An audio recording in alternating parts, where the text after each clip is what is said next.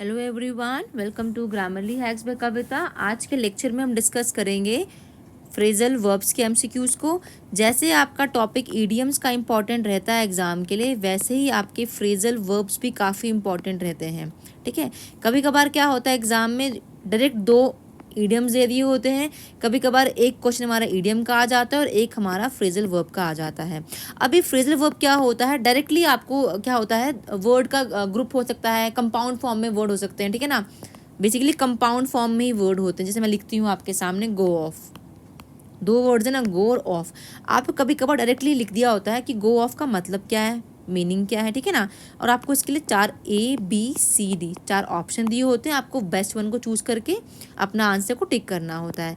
कभी कभार क्या होता है, इसी गो ऑफ को उन्होंने एक स्टेटमेंट में यूज कर दिया होता है। ठीक है ना, और आपको उस स्टेटमेंट के हिसाब से वो 4 ऑप्शंस में अपना आंसर को करेक्ट करना होता है, जैसे आपके ईडियम्स आते हैं। तो कहने का मतलब क्या, इन शॉर्ट, कि एग्जाम के जो पैटर्न रहता है आपकल का, जेके एसएसबी का, वहाँ पे आपसे वोकैबुलरी के ऊपर क्वेश्चंस बनते हैं। ठीक है ना, और वोकैबुलरी कहें तो सिर्फ एंटोनिम्स सिनोनिम्स ही नहीं आते, हमारे ईडियम्स, हमारे फ्रेजेस, हमारे फ्रेजल वर्ब्स भी पूछे जाते हैं। तो आपको इनका खास ध्यान रखना है, और इनको आपको क्या है, इनकी प्रैक्टिस करने से ही आपको आएंगे। इनके पीछे कोई ट्रिक नहीं होती है, जहाँ ट्रिक बनती है ना हम साथ साथ में कर लेते हैं, लेकिन इनको आप जितना ज़्यादा प्रैक्टिस करोगे, जितने प्रीवियस ईयर के पेपर्स को देख के आप अपने आंसर्स बना लोगे, उतना ज़्यादा आपको ये हेल्प करेगा एग्जाम में। ठीक है, तो हमारे सामने पहला वर्ड लिखा हुआ है कॉल अप। अब देखो, कॉल अप का अगर हिंदी मतलब निकालोगे तो क्या कहने का मतलब है, कॉल अप का मतलब हैंग आउट करना, किसी को कॉल अप कर रहे हो, है ना। लेकिन ये वो वाला कॉल अप तो नहीं है ना, यहाँ तो उसको फ्रेजल वर्ब की तरह यूज़ किया हुआ है, और आपको कहा है कि इसका मतलब क्या होता है। तो एक ऑप्शन दे रखा है रिकलेक्ट, किसी चीज़ को आप रिकलेक्ट कर रहे हो। एक दे रखा है आपके सामने ऑप्शन एंटिसिपेट। एंटिसिपेट का मतलब ही क्या होता है, आप कुछ चीज़ को आप प्रत्याशा कर रहे हो। इस प्रत्याशा से आप सिंपल समझो कि आप एक्सपेक्ट कर रहे हो कुछ समथिंग ऐसा होगा। लिख लो इसको, या तो एक्सपेक्ट, एक सेकेंड दीजिए, इसको लिख लो आप यहाँ पे, एक्सपेक्ट समथिंग टू हैपन, कि कोई काम या कोई चीज़ ऐसी हो जाएगी, है ना, तो वो आप एंटिसिपेट कर रहे हो। ठीक है, आप उसके लिए प्रिपेयर हो। बी फ्रेंड मतलब किसी को आप फ्रेंड बना रहे हो। ठीक है ना, तो आप उसको बी फ्रेंड कर रहे हो। ठीक है, तो इस हिसाब से आपको ध्यान रखना है कि इनका मतलब क्या होता है। ठीक है ना, बी फ्रेंड मतलब to be kind to somebody, या आप किसी को दोस्त बना रहे हो। इनवाइट का मतलब किसी को आप इनवाइट कर रहे हो। तो यहाँ पे बोला है कॉल आपका मतलब क्या है, तो कॉल का मतलब सिंपली होता है रिकलेक्ट करना किसी चीज़ को। ठीक है, तो आपका जो ए पार्ट होगा ये आपका यहाँ पे सही ऑप्शन बन जाएगा। ठीक है, नेक्स्ट आपको दिया हुआ है sentence, instead of tolerance we can say. कहा है कि इस टॉलरेंस की बजाय हम कौन सा फ्रेजल वर्ब यूज कर सकते हैं। बेयर ऑन का मतलब बेयर ऑन, कोई चीज़ अपने ऊपर बेयर कर रही है, तो ये तो नहीं होगा। बेयर इन, ये देखो ऑन इन, ये क्या है हमारी, ये हमारी प्रपोजिशंस हैं, और जब हमने इनको इस वर्ड से लगा दिया तो ये बन गया हमारे फ्रेजल वर्ब्स। अब बेयर विद, बेयर विद का मतलब ही क्या बनता है आपका, किसी चीज़ के लिए आप टॉलरेबल हो, है ना, पेशेंट हो आप किसी चीज़ के लिए, या आप किसी चीज़ को टॉलरेंट हो, tolerant toward something, tolerant with someone लिख लो इसको आप। ठीक है ना, तो और यहाँ पे मतलब किसका पूछा है आपसे, या मतलब ही किसका पूछा है, टॉलरेंस का ही पूछा गया है ना आपसे। तो यहाँ पे जो राइट ऑप्शन हो जाएगा वो क्या हो जाएगा आपका, बेयर विद हो जाएगा। ठीक है, नेक्स्ट क्वेश्चन है आपका, we should dash for a rainy day, find appropriate phrasal verb. आपको बोला है यहाँ पे आपको ब्लैंक में एक प्रॉपर फ्रेजल वर्ब को डालना है। अब बोला है इसका मतलब क्या है, we should dash for a rainy day, कहीं ना कहीं सेंस निकल के क्या आ रहा है यहाँ पर, कि हमें उसको प्रिजर्व करने की सेंस में यूज आ रहा है वर्ड को, या कुछ स्टोर करने की सेंस में आ रहा है। तो को पुट डाउन का मतलब किसी को नीचे रख देना, तो ये तो नहीं होगा। पुट इन, किसी चीज़ के अंदर कुछ रख देना, ये भी नहीं होगा। पुट समथिंग बाय, इसका मतलब होता है किसी को प्रिजर्व करना, टू प्रिजर्व बोल लो इसको आप। ठीक है ना, या store something, to preserve and store something, और यहाँ पे वही कहा हुआ है कि वी शुड प्रिजर्व, या इसको स्टोर करना चाहिए रेनी डे के लिए। ठीक है ना, तो पुट थिंग्स ऑफ, कि थिंग्स को अलग रख दो, तो ये भी नहीं होगा ना। तो जो बी पार्ट है, सी पार्ट है आपका, पुट समथिंग बाय, वो आपका राइट ऑप्शन बन जाएगा। नेक्स्ट क्वेश्चन है आपके सामने, कहा है कि पीटर, बोला गया है कि जो पीटर है डैश एट 7 o'clock। अब बोला है कि पीटर उठता है सुबह 7 बजे के करीब, है ना। गोज अप तो नहीं होगा, गोज अप का मतलब कहीं चले जाने के सेंस में हो रहा है। गेट्स भी नहीं होगा अकेला, गेट्स अप और वेक्स। देखो यहाँ बोला आपको फ्रेजल वर्ब यूज करना है ना, तो पीटर गेट अप, है ना, तो gets up early in the morning. तो यहाँ पे गेट्स अप का मतलब ही क्या होता है, गेट अप का मतलब ही क्या होता है, जल्दी सवेरे, जल्दी जल्दी उठ जाना, है ना, सुबह सवेरे। नेक्स्ट है find appropriate phrasal verb for be patient. आपको बोला है जो बी पेशेंट लिखा हुआ है ना, आपको कहा है कि इसके लिए एग्जैक्ट क्या यूज़ करना है, आपको फ्रेजल वर्ब को यूज़ करना है। बी पेशेंट का मतलब ही क्या होता है, किसी चीज़ पर ठहराव रखना, है ना। तो उसके लिए हम वर्ड यूज़ करते हैं होल्ड आउट, तो नहीं होगा, होल्ड ऑन यूज़ करते हैं उसके लिए वर्ड, ठीक है ना। और यहाँ लिखा हुआ है ले ऑफ। ले ऑफ का मतलब होता है कोई चीज़ को नहीं करना, ठीक है ना। ये हो गया स्टॉप डूइंग समथिंग। और यहाँ पे बोला हुआ है कि आपके अंदर पेशेंस होने चाहिए, ठीक है ना।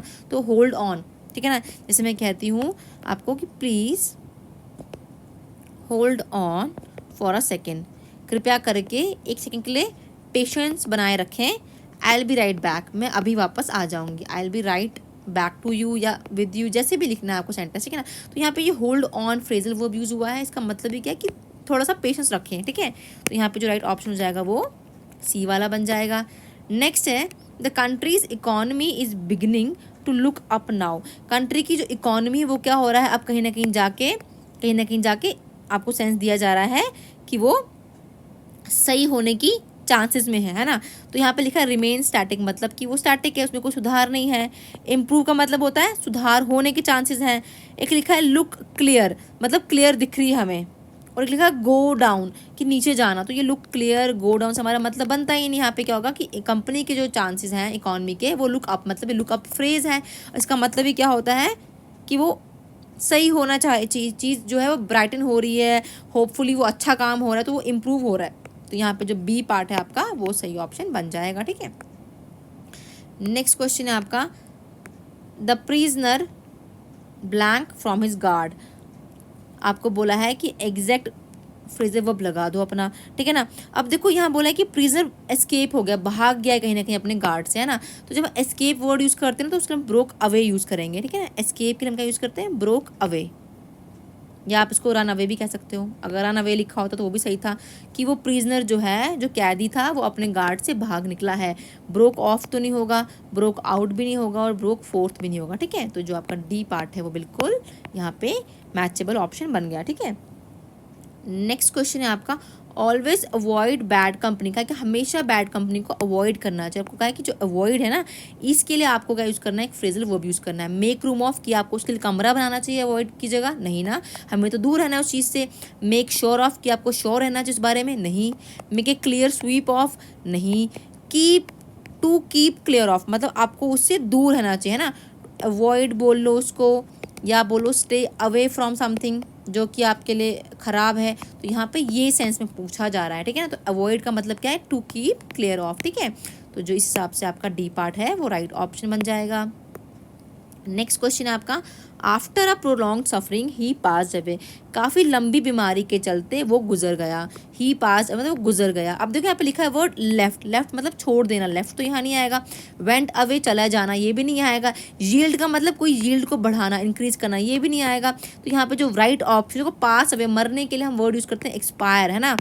तो यहाँ पे एक्सपायर्ड आएगा। और इस वर्ड को हम कहाँ यूज़ करते हैं, मेडिसिन के लिए भी यूज़ करते हैं ना। जब कोई दवाई एक्सपायर हो जाती है, आउटडेट हो जाती है, हम उसको यूज़ करते हैं वर्ड एक्सपायर, ठीक है ना।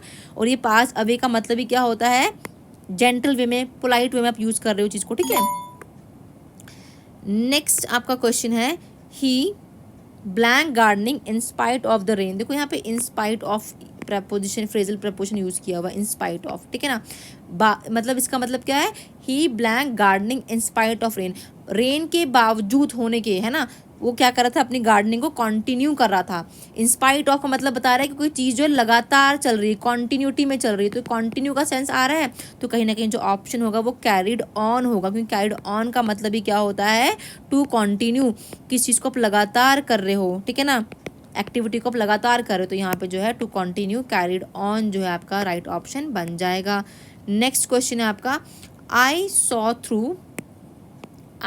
Through the trick.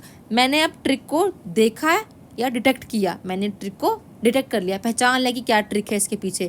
अंडरस्टैंड का मतलब समझना होता है, ये तो ये नहीं होगा। डिनाइड का मतलब उस चीज़ को नेग्लेक्ट करना, डिनाई करना, ये भी नहीं होगा। डिसाइड का मतलब डिसाइड करना किस चीज़ के बारे में, तो ये भी नहीं होगा। आई डिटेक्टेड द ट्रिक, है ना, मैंने ट्रिक को पहचान लिया, डिटेक्ट कर लिया। तो यहाँ पे जो सी पार्ट हो जाएगा वो आपका राइट ऑप्शन बन जाएगा।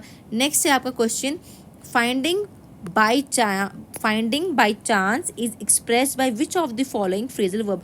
ये जो वर्ड लिखा है फाइंडिंग बाई चांस, इसके लिए बोला आपको फ्रेजल वर्ब को यूज़ करना है। फाइंडिंग बाई चांस मतलब कोई चीज़ अचानक से होना, किसी से आप मिल रहे हो अचानक से, अनएक्सपेक्टेडली कोई चीज़ हो रही है आपकी लाइफ में ना, तो उसके लिए आप यूज़ करते हो कम अपॉन। क्या यूज़ करते हो? कम अपॉन, ठीक है ना। इसका मतलब ही क्या होता है? टू फाइंड, या आप कह लो मीट समबडी, समवन आपने सोचा नहीं था बट आप मिल गए, अनएक्सपेक्टली, ठीक है ना। तो यहाँ पे जो राइट ऑप्शन हो जाएगा वो क्या होगा? कम अपॉन हो जाएगा आपका। कम अप तो आप किसी आइडिया के साथ आओगे तो come up with the idea हो जाएगा, पुल अप भी नहीं होगा और लुक अप भी नहीं होगा, ठीक है। नेक्स्ट क्वेश्चन है आपका, you are unable to blank the meaning of this passage. अब तुम इस पैसेज का मीनिंग कॉम्प्रीहेंड नहीं कर पाए ना, अंडरस्टैंड नहीं कर पाए। You are unable to understand the meaning of this passage. Sense निकल के ये आ रहा है। मेक ऑफ का मतलब होता है कि आप समझ गए थे। मेक आउट भी कहीं ना कहीं वही सेंस बना के आ रहा है। मेक ओवर तो कुछ नहीं होगा। अब देखो यार, मेकअप लिखा हुआ है एक, मेकअप, मेकअप तो मेरे मेकअप से हो गया। एक सेकेंड दीजिए मुझे, क्या कर रही हूँ मैं। You are unable to dash the meaning of this passage. तुम इस पैसेज का मीनिंग समझ नहीं पाए हो ना, तो मेक आउट, तुम इससे पैसेज से मीनिंग को नहीं बना पाए हो, मतलब कहीं ना कहीं तुम इस मीनिंग को अंडरस्टैंड नहीं कर पाए हो ना, या आप कह लो अंडरस्टैंड नहीं कर पाए हो, या आप कह लो वर्ड कॉम्प्रीहेंड नहीं कर पाए हो। तो यहाँ पे जो मेक आउट होगा ना वो सही हो जाएगा, ठीक है। You are unable to make out, तुम बना नहीं पाए हो इस पैसेज का मीनिंग, ठीक है ना। नेक्स्ट है, there is none to the orphan, मतलब कि ऑर्फन को देखने के लिए कोई भी वहाँ पे अवेलेबल नहीं है। तो लुक एट तो नहीं होगा, लुक एट मतलब किसी चीज़ को देखना। अब यहाँ बोला इन ऑर्फन्स के लिए ना, तो कोई चीज़ दे रखी है जिसको आपको देखना है, तो लुक आफ्टर आ जाएगा। यहाँ पे वर्ड क्या आएगा? Look after. तो लुक आफ्टर कहाँ पर है? आपका बी पार्ट जो है वो यहाँ पे सही हो जाएगा। लुक इनटू किसी मैटर के अंदर की बात है तो लुक इनटू यूज़ करेंगे, लुक अपॉन भी यहाँ पे नहीं आएगा, ठीक है। नेक्स्ट है, we must decide on a plan of action and blank it. हमें पहले डिसाइड करना चाहिए किसी भी एक्शन को करने से पहले उसके प्लान के बारे में, और उसके ऊपर हमें स्टिक रहना चाहिए फिर बाद में। अब देखो स्टिक के लिए कितने वर्ड दे रखे हैं। एक लिखा है स्टिक टू, एक स्टिक अप है, स्टिक अप तो नहीं होगा। एक स्टिक टुगेदर मतलब साथ में रहना चाहिए, ये भी नहीं होगा। स्टिक आउट भी नहीं होगा। तो क्या होगा यहाँ पे? स्टिक टू, हमें अपने प्लान के साथ चिपक के रहना चाहिए, उसी चीज़ को हमें कंसिस्टेंसी से लगातार करना चाहिए। तो क्या आएगा यहाँ पे? We must decide on a plan and action and stick to that plan. हमें फिर उसी एक्शन, उसी प्लान के ऊपर अपना प्रॉपर टाइम, अपना एक्शन, अपना बिलीफ रखना चाहिए। आई होप आपको मैंने ये 15 जितने भी फ्रेजल वर्ब्स करवाए ये आपको सारे के सारे समझ आए होंगे। ये पहला सेट था मेरा फ्रेजल वर्ब्स के ऊपर। इसके बाद भी लगातार मैं इसके ऊपर एग्जाम से पहले आपके लिए फ्रेजल वर्ब्स के सेट लेके आऊँगी, क्योंकि ये टॉपिक काफ़ी इंपॉर्टेंट रहता है और एग्जाम में यहाँ से क्वेश्चन बनते हैं। आपने एग्जाम से पहले इन फ्रेजल वर्ब्स को ज़रूर देख लेना है। अगर कंटेंट अच्छा लगेगा तो लाइक करें, सब्सक्राइब करें, कमेंट करें। Thanks and have a nice day.